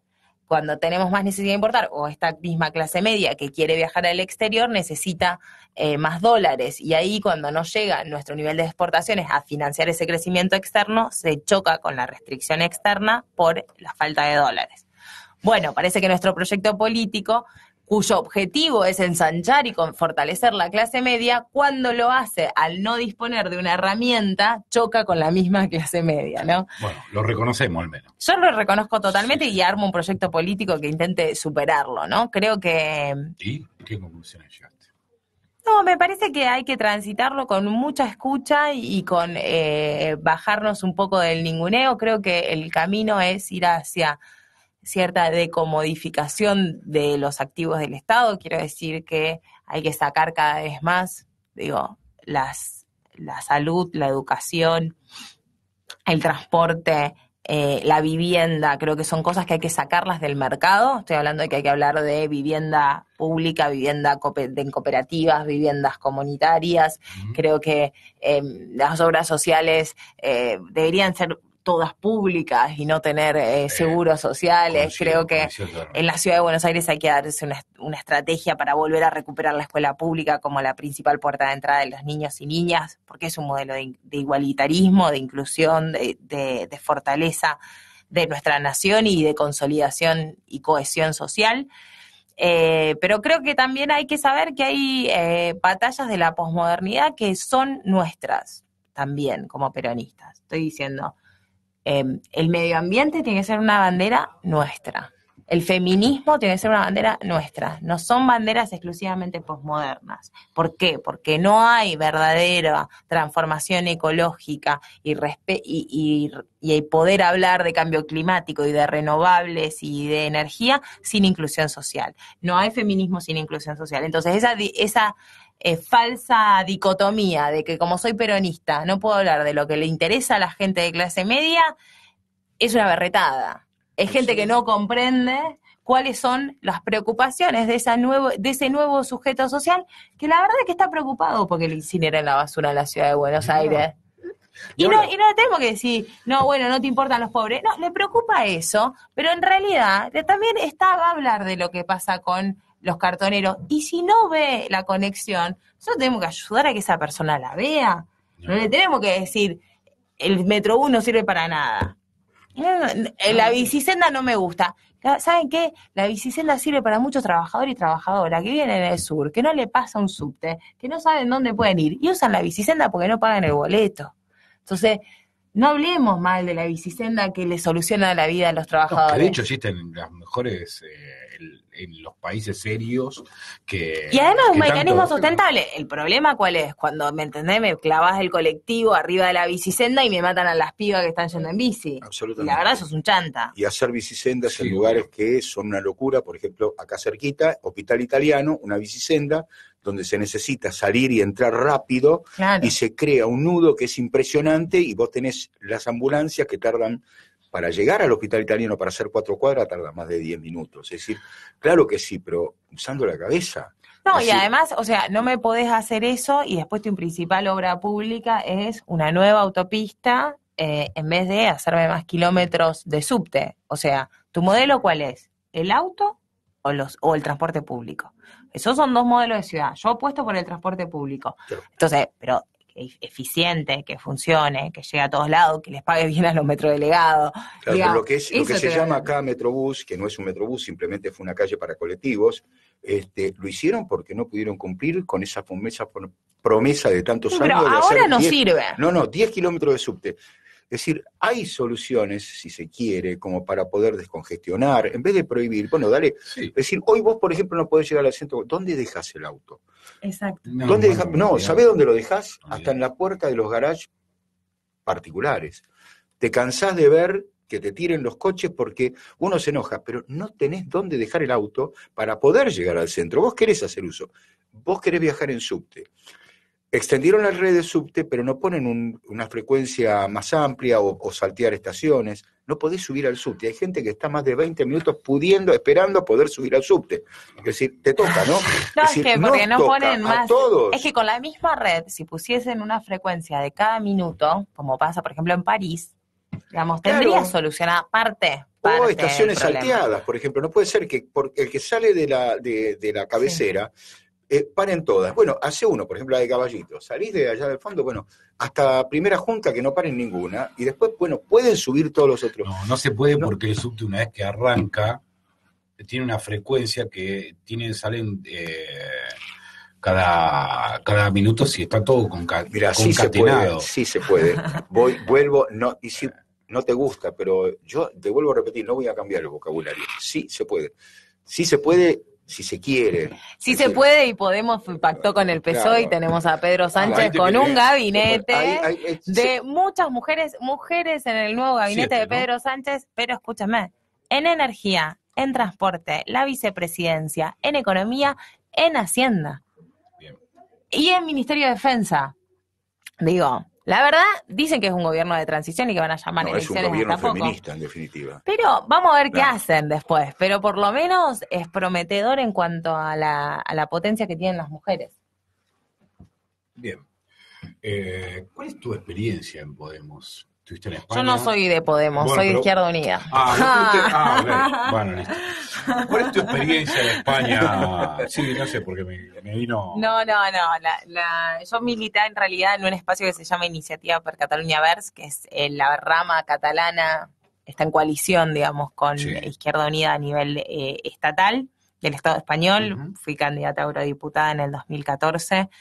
Es una experiencia, la verdad, que muy nutrida en cuanto a, sobre todo a los fundamentos ideológicos, a la experiencia de lo que es la resistencia también de la guerra civil, de todo lo que es el movimiento municipalista. Saben que tanto la experiencia de Madrid como Barcelona, de ayuntamientos progresistas, Cádiz también y un par más, son gobiernos donde entra en coalición Izquierda Unida a partir de confluencias políticas con movimientos sociales y otros partidos políticos.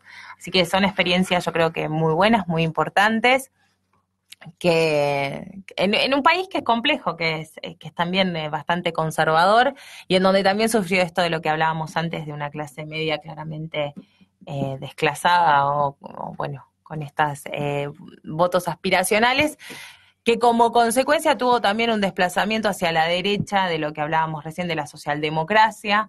Vamos a ver ahora qué hace el gobierno de Pedro Sánchez, pero sí tiene esto de el giro, los últimos años del gobierno de Zapatero fueron un giro claramente hacia el centro, aprobando políticas de austeridad y validando la política de la Unión Europea de austeridad, cosa que bueno, que es un riesgo que nosotros también podemos ver acá en la Argentina si no conseguimos contener una unidad política de la oposición suficientemente fuerte y en donde el eje principal sea justamente la industria nacional, el mercado interno, la recomposición salarial, bueno, si quieren lo decimos en términos peronistas, ¿no? La independencia económica y la soberanía Obvio. política. ¿Y Sin cómo ninguna se duda. hace? ¿Cómo se hace, por ejemplo? Déjame, Sí, porque sí. quiero preguntarle algo que me parece interesante con lo que dice, es cómo se hace para no tener política de autoridad cuando vos no tenés independencia económica, porque vos dependés de una moneda que vos no emitís.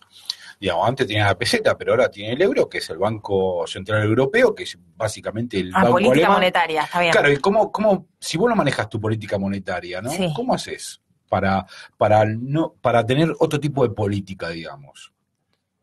Primero que no es un caso de dolarización como si se quiere es Ecuador, porque se supone que los países de la zona euro están en el directorio del BCRA y forman parte también del Consejo Europeo y pueden decidir sobre ciertas políticas, ¿no? Esa sería la respuesta la respuesta correcta y proeuropeísta que uno puede dar.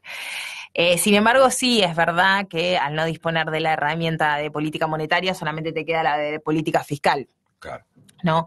Entonces, de hecho, actualmente la discusión y sobre todo con la tensión con el nuevo gobierno italiano, saben que las elecciones italianas les permite a la Lega Norte con el movimiento Cinque Stelle formar un gobierno que fue rechazado por el presidente porque es un gobierno que se lo considera riesgoso para la zona euro porque dijo que hay que redefinir el euro, que ellos se van, pero básicamente lo que está poniendo sobre la mesa es una nueva discusión entre Macron y Merkel sobre mecanismos de redistribución y dentro de la zona euro, ¿no? Es como que si estuviese hablando de un nuevo plan Marshall, para decirlo en términos sencillos. Yo no sé qué va a hacer Pedro Sánchez en este momento, pero me parece que es fundamental que la Unión Europea se dé una discusión después de 10 años de la crisis del euro, de redistribución hacia adentro de la zona euro para que sea sostenible, porque si no, por la propia asimetría de las industrias europeas, tenés una concentración muy fuerte en Alemania y el resto de los países que eran simplemente consumidores de esos productos alemanes, hoy quedaron totalmente en la ruina y, digamos, solamente se sostiene si se crean mecanismos estables de redistribución de la riqueza, ¿no? Es un poco, en Estados Unidos puede ser un país fuerte y no pasa nada si Florida no produce nada, pero bueno, tenés Silicon Valley, California, Wall Street, que financian estados en el medio que por ahí sirven de menos, pero que el resto no puede financiar. Un poco lo mismo pasa en la zona euro. Vamos a ver qué pasa un poquito con Italia. Yo creo que el gobierno de Pedro Sánchez con el gobierno de Portugal, que es de una coalición progresista, con Tsipras en Grecia, es bastante alentador para poder redefinir los términos de negociación hacia dentro de la Unión. Bien. Sí, es complicado. Es complicado. Sí, yo les tiré 1000 puntas, ¿no? Puedo hablar también de Turquía, tiré 1000 cosas, no sé. Quisiera entender un poco. Pasa que, obviamente, a nosotros como país, a mí, por ejemplo, yo desde la ciencia política, para mí es raro entrar en un mecanismo así donde te manejan la política monetaria. Yo no lo... ¿Saben quién es? Hay un audio, lo deberían buscar, un audio de Margaret Thatcher en Westminster que dice, no voy a dejar nunca la libra. Había en toda la discusión del ingreso de Thatcher, claro, del liberalismo. Dice, no voy a dejar, esto me quieren controlar la política económica. Claro. Bueno, y es Rothschild, buenísimo. ¿no? Rothschild dice eso, dame la moneda de un país y no importa cuántas leyes cambien. Pero ¿saben quién creó el euro, no?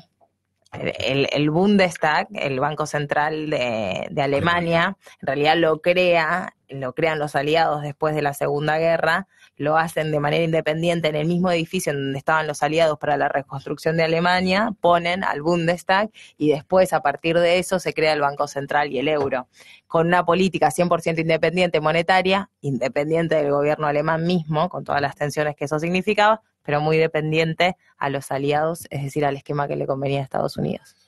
Claro, bueno, pero lo que digo es, hoy parece mentira, pero hay muchos países de la zona euro, por ejemplo, que están en recesión. Sí. ¿No? Salvo Alemania. No sé qué te pasó. Estamos riendo con Delfina. Salvo Alemania, todos los demás están todos prácticamente parados, ¿no? Yo el último crecimiento que vi fue el alemán. Nada más que había crecido con Merkel antes de ganar las elecciones, pero igualmente en el plano político es muy cerrado también. Sí. ¿No? Sí, no tengo fresco los últimos números, estaba bastante estancada toda la economía. Es verdad que Ayer un informe de Berkovich, por ejemplo, de, lo de Grecia. De Grecia Hoy y todo el el mundo FMI. comenta Sí, Y impactó estaba mucho muy bueno el informe, porque impactó mucho ese informe. Sí, porque obviamente es lo que nos pasa a la Argentina. Si le vas a el FMI en la Argentina viene a ser el ministro de Economía. Pasaría a ser prácticamente porque define la política económica hacia adentro tuyo. Por más que diga que es el plan de Cambiemos, pero el plan de Cambiemos es el del FMI. Sí. Es lo que viene, digamos, del año pasado, más allá de lo que digan, Merkel no vino acá a pasear, a ver nada. Las cuentas las miran a través del artículo 4 con los técnicos, pero Sí. ella vino, la parte política, supongo yo, como es Macri, ya habrá arreglado antes esto, porque es opresivo, ¿no? Que un día para el otro, así de la nada, diga, che, vamos al FMI, ¿no? Es raro. Sí, yo me parece que era bastante esperable, por ahí no tan rápido, pero sí era bastante esperable que íbamos a ir al fondo, por eso consiguieron pagarle a los buitres apenas llegaron, era la Es decir, manera. que en el futuro ellos sabían que iban a hacer todo lo que iban a hacer porque finalmente iban a terminar nuevamente con el Fondo Monetario.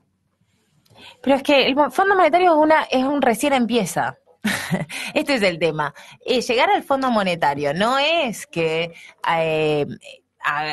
ya está, listo, tocar un fondo. Esto, ahí nos estamos equivocando. Llegar al Fondo Monetario es la manera que ellos tienen de darle el seguro de garantía al resto de los acreedores internacionales de que cualquier cosa el fondo los va a proteger y les va a avisar. Entonces, ahora estamos en un 65% de deuda sobre el PBI después de la última devaluación. Es decir, de toda nuestra economía, el equivalente al 65% de toda nuestra economía lo tenemos en deuda externa, del cual el 70% es en dólares, pero lo del fondo es la manera de que puedan seguir endeudándose hasta que llegue a niveles como en Grecia del 180%, ¿no? Entonces, no sé, quizás la consiguieron bajar hasta 140, 120%, creo que Italia está a 140% del producto. Entonces, esto es simplemente la manera que tienen ellos de continuar un modelo económico que se sostiene gracias al endeudamiento externo. Pero no es que se acabó el endeudamiento. Quizás ellos esperan no tener que endeudarse este año. El año que viene se van a volver a endeudar. Digo, si creemos que esto ya está, para mí nos equivocamos. Para mí solamente, es más, no solo compraron tiempo, compraron la garantía de que se pueden seguir endeudando en mercados privados a tasas que van a ser altas y que después vamos a volver a caer en la historia de los fondos buitres y los procesos de renegociación. Porque además... ¿Y entonces por qué les corta? ¿Quién les corta? El financiamiento, los bancos privados, y tienen que recurrir porque al FMI, o es a propósito. Pero pero le cortan en este momento para que también el fondo entre y después les dé el seguro de que se van a hacer las cosas como ellos quieren, ¿sí? Y les van a anunciar si tienen algún problema. Y además... igual les cortó por la baja de las tasas. Hay que ver qué pasa con las tasas y con todo el tema de la guerra del comercio externo que tiene entre Estados Unidos y China. Pero quiero decir, los fondos buitres no es que dijeron, uy, bueno, después de lo de Paul Singer no vamos a jugar más. Al contrario, están jugando muy fuerte en la crisis con Turquía y en los otros emergentes. Y además, gracias a el repago de la deuda que hizo Argentina, tienen un precedente de un caso en donde por esperar y no ceder a la renegociación consiguieron cobrar todo lo que querían. Entonces, es un negocio redondo para los buitres. Che, y supongamos, ¿el gobierno que viene tiene que rever todo esto, el endeudamiento, o vos crees que ya está? Yo dije, ¿no? Primero poner a la Argentina en la senda del crecimiento. Sí. Sin eso va a ser muy difícil cualquier otra cosa, me parece. Y después sí, hay que revisar el endeudamiento. A mí me parece que hay estrategias que hablan de auditoría de la deuda, de ver deuda ilegítima, etcétera. Yo creo que los marcos legales no nos lo van a permitir. Está bueno para demostrar quiénes son los culpables, etcétera. Sí me parece que hay que hacer un proceso serio de ver cuáles fueron las puertas giratorias y los tráficos de influencia entre las empresas de este gobierno y los negocios que se están haciendo. pero particular, digo, y sí podemos ver, digo, si la empresa de Caputo fue la que compró el bono a los 100 años, bueno, ahí tenemos un problema de corrupción y de tráfico de influencia. Pero lo vería más desde ahí, bueno, pero ahí por lo menos no le paga los intereses y no le repaga la deuda. Pero verlo desde la corrupción, no desde el tema de la auditoría de la deuda. Para mí la auditoría de la deuda nadie nos la va a validar internacionalmente. En cambio, si es corrupción y tráfico de influencia, me parece que tenemos más chances. Estoy hablando sin ser abogada, estoy hablando... No, muy por es arriba. algo que está bueno que y después se empiece a mirar, tenés que llamar a mecanismos de refinanciación de deuda, seguramente con bonos ligados al PBI, al crecimiento del PBI como se hizo en el 2001, o ligados a algún seguro de cambio, para que no se te vayan y puedan aceptar una reestructuración, digamos, yo soy de la idea de que hay que buscar mecanismos de repago, repito, al menos que sean casos de corrupción y que podamos demostrar directamente que el gobierno y algunos hicieron negocios por estar adentro del gobierno con plata pública. El resto me parece que vamos a tener que pensar en mecanismos de pago. Y yo lo veo porque, por ejemplo, el hermano de Quintana es el que nos está financiando en Wall Street la deuda, o sea, ahí tenés... Por eso digo, sí hay que hacer ese camino pero estoy hablando de corrupción, no estoy hablando de auditoría de la deuda. Pero eso lo convertiría en ilegítima, esto es lo que me parece a mí. Sí, pero yo diría que, digamos, la justicia tiene que... Buscarlo por otro lado, no por una auditoría. Me parece bien la auditoría, porque la auditoría te da legitimidad pública frente a una reestructuración de la deuda. Ajá. Pero no me parece que legalmente sea conducente a que vos puedas justificar el default total de ciertos bonos. Okay. Me parece. Como que me daría las dos estrategias. Digo, ¿cómo hago para no pagar? Tengo que demostrar que fueron unos corruptos y que se hicieron negocios entre ellos y a ellos no les pago, no la emisión del total del bono. Ajá. Lo que pasa es que el bono es transferible, entonces después no sé tenemos que ver cómo cuando llegamos quién tiene los bonos, cómo es, quién lo compró, a qué precio lo compraron, dónde se emitió, qué tasa. Ahí vamos a estar más complicados. Son todas con leyes internacionales, donde cual nos llevaría otra vez a litigar en el exterior, ¿no? Hermoso. Se nos fue el tiempo, la verdad, es un gusto hablar con Delfina Rossi. Por favor. Te agradezco venir y bueno, obviamente estás invitada, te vamos a seguir invitando, estás invitada. Bueno, gracias. La vamos a ir invitando porque es muy didáctico, sí. Y acá nos dejó todo. Olivia escribió todo. Es Delfina, Olivia, perdón. Sí. Así que bueno, si no ha sido el programa, vamos a estar aquí el próximo miércoles con un programa sobre Malvinas. Va a volver Silvio Katz, que hoy está haciendo otras cosas. Un programa más que interesante, con invitados muy especiales, ¿no? Exactamente. Así que bueno, esto ha sido todo por hoy en Busto Recortado. ¿Algo más para decir usted? Olivia, que vas a saludar. A ver, Olivia. ¿No quieres saludar? Mándale un beso a tu papá que está acá afuera. ¿No? No, se lo dijo en forma personal, no por intermedio del micrófono. No, yo lo que quería decir nada más, saliendo de este contexto económico, es que de una vez por todas volvamos a estar en un estado de derecho y que los muertos no sean moneda de cambio, ni los muertos en la AMIA, ni los muertos en la embajada, ni los 44 tripulantes del Ara San Juan, ni todos aquellos que fueron arrancados de nuestro lado en forma traumática y dolorosa, y que estos jueces de pacotilla se dejen de jugar con los muertos, que dejen descansar a Alberto Nisman en paz, que hay dos personas, no me voy a cansar de decirlo, que necesitan imperiosamente que se sepa la verdad, que son sus hijas, a las cuales siempre que hablamos de sus hijas, él demostró un amor profundo, más allá de lo que hizo bien o mal Alberto Nisman, pero que dejen de hacer política barata y tratando de llenar títulos en los diarios usando a los muertos. Todos merecen descansar en paz, y de la única manera que los muertos van a descansar en paz es teniendo justicia fundada en la verdad verdadera, para que ellos y nosotros descansemos en paz, porque ese es el país que nos merecemos, una justicia que no hay que dejar de creer en la justicia. La justicia es uno de los estamentos que conforman nuestro país. El problema son quienes imparten, entre comillas, justicia, Y tenemos varios ejemplos encabezados por Bonadí, Orcolini, bueno, con las cosas que están sucediendo. Por eso vuelvo a repetir, si queremos tener un país en serio, bueno, que impere la justicia fundada en la verdad verdadera para que todos podamos descansar en paz y disfrutar de nuestro bendito país. Gracias. Delfina, ¿algo? Nada, muchas gracias por la conversación y bueno, seguimos acá. Vamos a saludar. Chau, decí. Chau, decí. Chau. Bueno, Olivia no quiere estar. No quiere. Estamos con... Bueno, hasta el... ¿Sí? Chao. Muy Qué bien. grande. Vamos a terminar este programa y nos encontramos... Uy, tiré el control. El próximo miércoles aquí en Busto Recortado de 20 a 22, aquí por Radio H. Gracias, Delfina. Gracias. Gracias.